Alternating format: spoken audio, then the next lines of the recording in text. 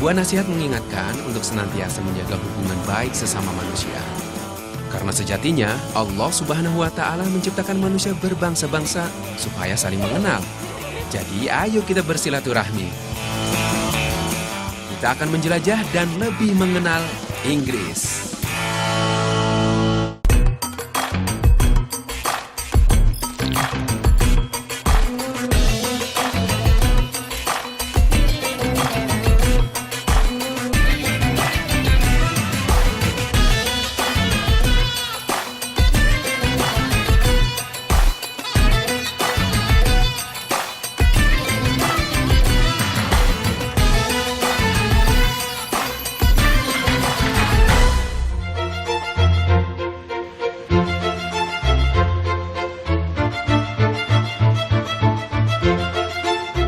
Menjadi negara terbesar di Britania Raya, Inggris kokoh berdiri melewati berbagai era. Melampaui jejak kisah panjang, negara ini pun kondang dengan peninggalan-peninggalan bersejarahnya. Sebut saja Big Ben, Tower Bridge alias jembatan menara yang membentang di atas Sungai Thames. Juga yang melegenda, kediaman resmi Ratu Inggris, Istana Buckingham. Sejarah juga membuat negara monarki ini multikultural. London jadi gambaran kecilnya. Hampir semua etnik yang ada di dunia jadi bagian dari ibu kota Inggris dan Britania Raya ini. Keragaman memperkaya nuansa klasik London. Warga London berasal dari berbagai etnik, budaya, dan agama. Begitu beragamnya sampai-sampai mereka berkomunikasi dengan sekitar 300 bahasa, termasuk bahasa Indonesia.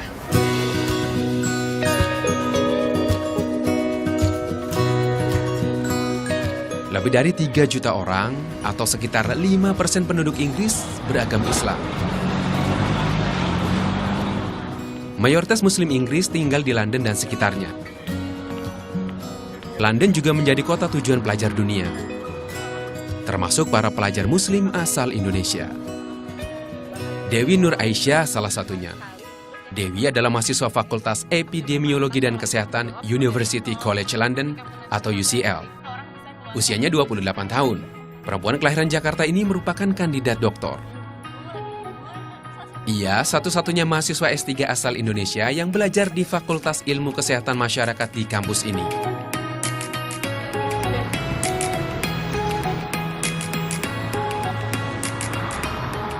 Ya? Oh iya Mbak Dewi, waalaikumsalam. Gimana kabarnya? Baik-baik, kuliah udah beres Mbak? Alhamdulillah udah selesai, jadi mau main ke rumah hari ini. Jadi sih. Bagi Dewi menuntut ilmu ke negeri orang bukan demi gelar semata. Bersama muslim lainnya di sini, Dewi ingin ikut menjaga cahaya Islam senantiasa menyala. Misalnya saat kebencian dan gerakan anti-Islam dihembuskan. Nah kemarin kan banyak gerakan radikal nih Mbak yang mengatasnamakan Islam lah. Artinya kan kayak Charlie Hebdo di Prancis gitu kan. Nah kira-kira ngaruh gak sih sama pergaulan Mbak di kampus sebagai seorang muslimah gitu? Sebenarnya sih kalau misalnya ngomongin pergaulan di kampus dengan isu-isu radikalisme yang ada, alhamdulillahnya mungkin karena kampus itu kental dengan suasana dan nuansa akademis yang tinggi. Jadi alhamdulillah sih kalau teman-teman di kampus menyikapi itu dengan sangat bijaksana dan gak ada masalah dengan pertemanan kita. So far so good.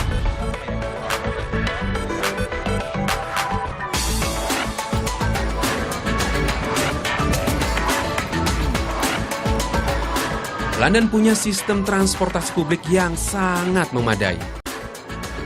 Sehingga perjalanan seperti rute pulang pergi Dewi sehari-hari ini jauh dari melelahkan. Sebagai kota besar dan sibuk, London memfasilitasi sekitar 8,6 juta penduduknya dengan Tube. Inilah moda transportasi bawah tanah pertama dan paling canggih di dunia. Pada Januari 1863. Kini dalam sehari Tube mampu melayani lebih dari 3 juta penumpang. This is Seven Sisters, where this train terminates.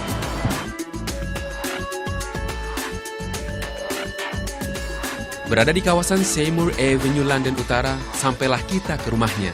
Selain mahasiswa, Dewi juga menyandang peran sebagai seorang istri dan ibu. Assalamualaikum. Waalaikumsalam. Salim dulu anak pintar. 3 kali cium. 1, 2, 3. I love you.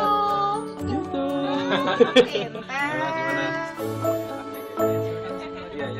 Tinggal jauh dari kampung halaman, pasangan Dewi dan Revi Adriade Putra berupaya semaksimal mungkin berbagi tugas. Termasuk menjaga buah hati mereka terus tersirami nilai-nilai Islam. Bismillahirrahmanirrahim. Alhamdulillah ala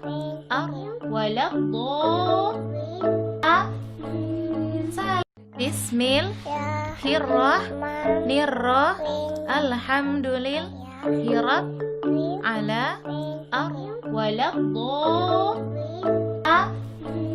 salim deh. Saya membiasakan misalnya 15 menit waktu itu untuk pengajaran keislaman, kayak misalnya saya buka juz amma atau cerita-cerita kisah-kisah Nabi. Jadi anak tuh terbiasa untuk mendengarkan itu, atau kita baca Quran dia ngikut-ngikut bergumam layaknya orang membaca walaupun dia nggak tahu itu apa gitu ya. Tapi ya itu pembiasaannya biasanya diluangkan waktu sih untuk membiasakan itu senantiasa anak biar terpapar dengan kebiasaan-kebiasaan Islami. Terus sih. On the bed.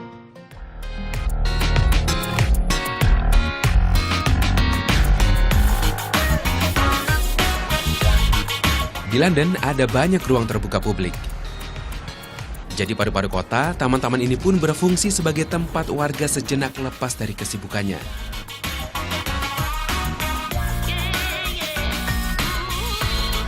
Serta ruang rekreasi bagi masyarakat dan wisatawan. Regent's Park atau Taman Regents misalnya. Awalnya Regent's Park adalah hutan luas di sekitar kastil dan pedesaan. Raja Henry ke-8 sering berburu rusa di sini. Puluhan tahun berlalu, hutan kecil ini pun ikut bertransformasi. Dengan sentuhan arsitek kenamaan Inggris John Nash, jadilah seperti wujudnya sekarang ini. Di taman ini pula lah Dewi dan keluarga kecilnya sering menikmati kebersamaan. Taman jadi area terbuka tempat berbagai kalangan berkumpul. Semua berbaur tanpa ada diskriminasi.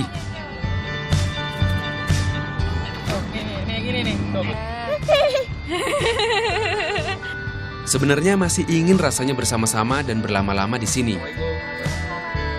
Tapi ada tempat lain yang juga wajib kita sambangi. Lokasinya masih di area taman ini. Salah satu masjid terbesar di Inggris dan Britania Raya, London Central Mosque and Islamic Culture Center, atau Masjid Sentral London dan Pusat Kebudayaan Islam. Karena adanya di sini, masjid sering juga disebut Regent's Park Mosque.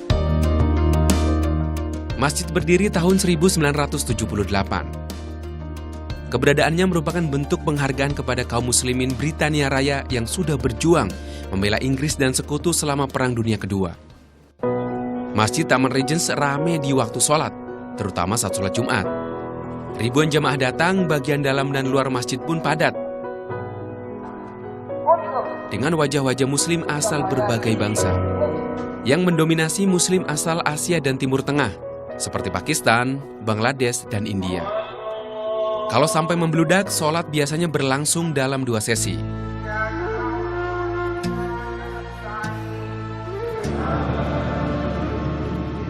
Imam-imam masjid di sini fasih berbahasa Arab dan Inggris. Khutbah Jumat pun selalu dihadirkan dalam 2 bahasa. Nggak semegah masjid-masjid di Asia atau Timur Tengah memang. Sederhana, tapi London Central Mosque jelas jadi simbol bahwa di sini cahaya Islam memancar makin terang.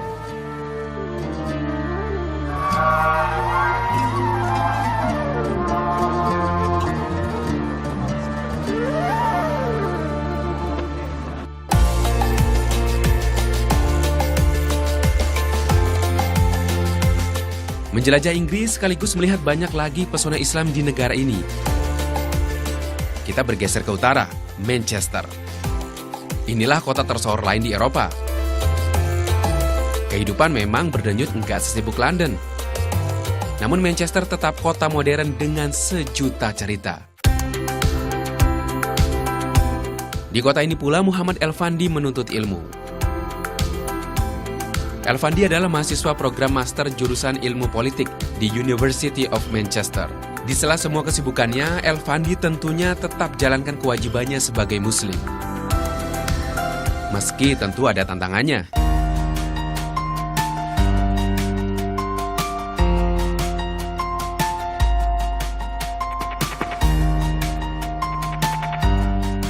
Yang juga beda dengan tanah air, di Manchester masjid atau musola belum banyak. Elfandi dan muslim lain di sini pun enggak jarang mendirikan sholat di tempat umum, seperti halaman kampus atau taman.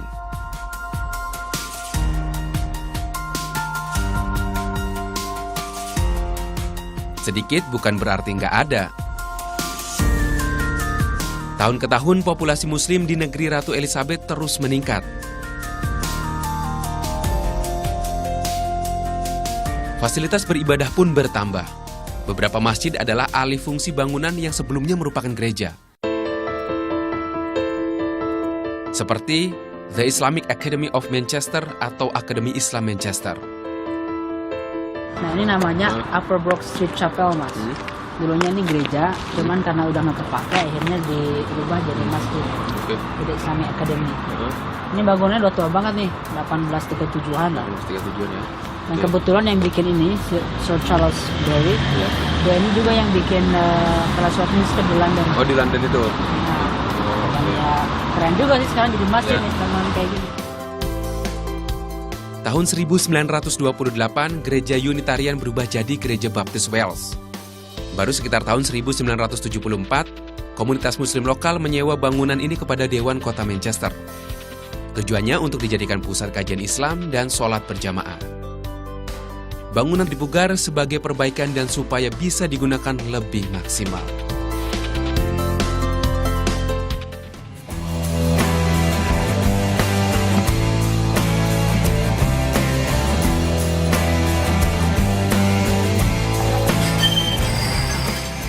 Semua yang ada di kota ini dibuat dengan hati. Begitu ungkapan mantan gitaris band Oasis Noel Gallagher menggambarkan kota Manchester.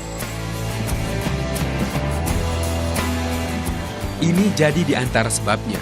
Kota tertua di Inggris ini sukses memikat banyak orang datang. Perpaduan nuansa klasik dan modern menghias hampir setiap tempat.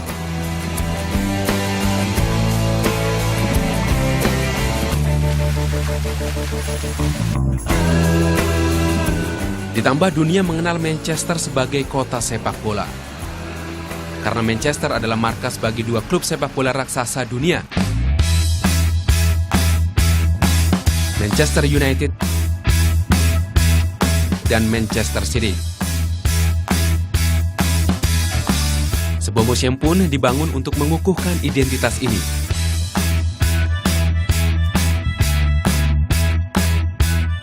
Nah, National Football Museum atau Museum Sepak Bola Nasional ini adalah yang terbesar dan terlengkap di dunia.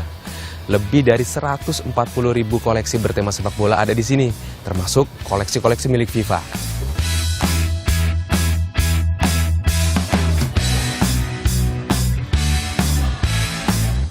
Museum menampilkan perjalanan sepak bola Inggris dari masa ke masa.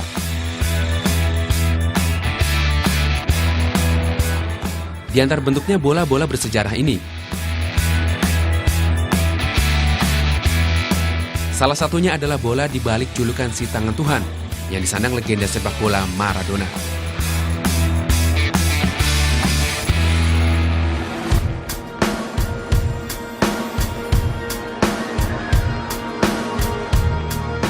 Di tengah kemasyhuran sepak bola ini ada cahaya Islam menyeruak di dalamnya.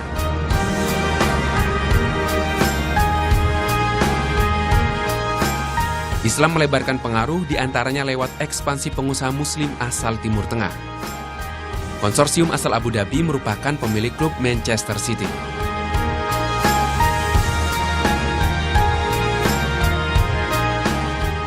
Sejumlah pemain muslim pun meramaikan skuad The Citizen.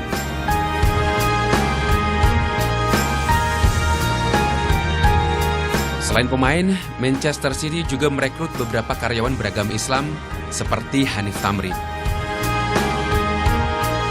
Hanif adalah produser konten materi berbahasa Indonesia untuk situs resmi Manchester City, mcfc.com. Berasal dari Bandung, Jawa Barat, dia jadi satu-satunya muslim asal Indonesia yang bekerja di Manchester City. Sebagai muslim, Hanif senantiasa menunaikan kewajibannya.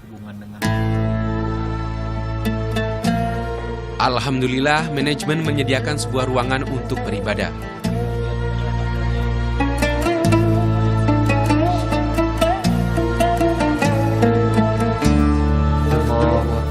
Insya Allah, bagi siapapun yang membangun masjid untuk membantu kaum muslimin beribadah, akan menjadi amal soleh baginya. Seperti disebut Rasulullah dalam sebuah hadis, yang isinya, barang siapa membangun masjid karena Allah Ta'ala akan dibuatkan yang semisal untuknya di surga. Insya Allah.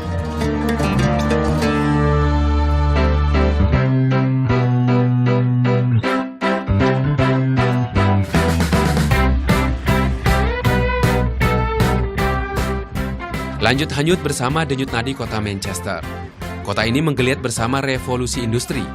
Seiring zaman, Manchester berkembang jadi salah satu kota metropolitan ternama di Inggris dan Eropa. Pertumbuhan kota mempengaruhi juga pluralitas penduduknya. Dari 2,6 juta penghuni Manchester, 9%-nya memeluk Islam. Jumlah ini sama dengan enggak kurang 200.000 orang. Muslim di Manchester rata-rata imigran asal Timur Tengah, Asia Selatan, dan Afrika. Imigran muslim ini menetap dan membentuk komunitas. Salah satunya ada di kawasan Carrymile. Lokasi ini persisnya ada di Jalan Winslow, Manchester Selatan. Disebut Carrymile karena sepanjang jalan berjajar restoran halal khas Timur Tengah dan Asia Selatan. Hampir semua menu andalannya nggak lain kari. Itulah sebabnya jalan ini beken disebut daerah kari. Ya, jadi di sini biasanya kalau malas masak nih mas, biasanya makan di sini. Oh gitu ya. Ya. Jadi mayoritas semua restoran yang ada di situ halal, kayak misalnya makanan India, makanan Turki, gitu. Rata-rata makannya dari mana sih? Menunya menu mana? Biasanya sih Mediterranean food ya mas ya, mereka bilangnya. Jadi kombinasi kayak kari, roti, chicken tikka, yang gitu-gitu mas. Selain restoran halal, bertebaran juga toko-toko perlengkapan muslim, termasuk supermarket halal. Yeah, take 3 kilo liver ball. Sorry? 3 kilo liver ball. Belum seleluasa di tanah air atau di negara mayoritas muslim. Tapi di Manchester, London, Inggris, dan negara-negara lain, jelas terasa makin banyak kemudahan bagi umat Islam. Lalu, apa masih ada alasan untuk gak beribadah? Toh Allah sungguh mempermudah hambanya hidup selaras akidah. Seperti janjinya, dimanapun, kapanpun, jalan luas dibentang untuk hambanya meraih kebaikan, meraup berkah.